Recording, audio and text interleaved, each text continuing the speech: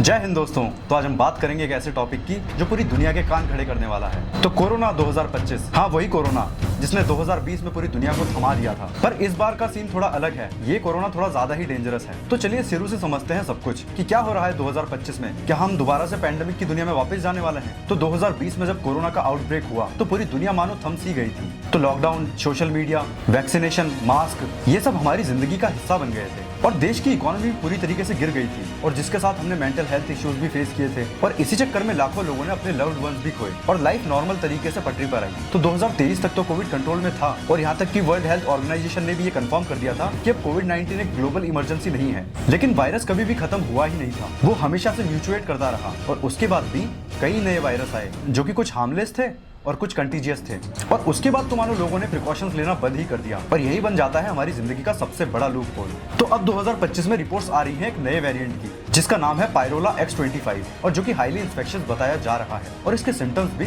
कुछ अलग ही बताए जा रहे हैं, जैसे कि ज्यादा sewer throat infection, high fever lasting 5 से 7 दिनों तक और कुछ लोगों में ब्रीदिंग डिफिकल्टी भी बताई जा रही है और कुछ कंट्रीज में तो मास्क भी मैंडेट कर दिए गए हैं, जैसे जापान, साउथ कोरिया और इंडिया में भी कुछ मेट्रो सिटीज में प्रिकॉशनरी अलर्ट जारी कर दिया है। और इस बात पर डॉक्टर्स और साइंटिस्ट का कहना है कि ये वेरिएंट डेंजरस जरूर है लेकिन इस पर पैनिक करने की कोई बात नहीं है और वैक्सीनेशंस तो अभी भी काम कर रही हैं, लेकिन बूस्टर शॉट्स लेना इंपॉर्टेंट है और जो लोग पहले से हेल्थ इश्यूज से जूझ रहे हैं उनको तो बहुत ही ज्यादा जरूरत है। और ये जानते हैं कौन से क्षेत्रों में कोरोना के कितने केसेस मिले हैं और कौन सा नया वेरिएंट सर्कुलेट कर रहा है और इसी बात पर आप लोगों को क्या प्रिकॉशंस लेने चाहिए। तो स्टेट वाइज रिपोर्ट्स का कहना है कि इंडिया में अभी तक 1000 से ज्यादा कोविड एक्टिव केसेस रिपोर्ट हो चुके हैं और सबसे ज्यादा कोविड केसेस है केरला में जो कि है 430, फिर है महाराष्ट्र में जो कि है 209, देन गुजरात में 83 एंड तमिलनाडु में 69, फिर कर्नाटक में 47 और उत्तर प्रदेश में 15 और सबसे ज्यादा केसेस अभी सबसे लिटरेट शहर में है जो कि है Kerala, then followed by Maharashtra and Delhi. लेकिन अभी तक सिचुएशन पैनिक वर्दी नहीं है,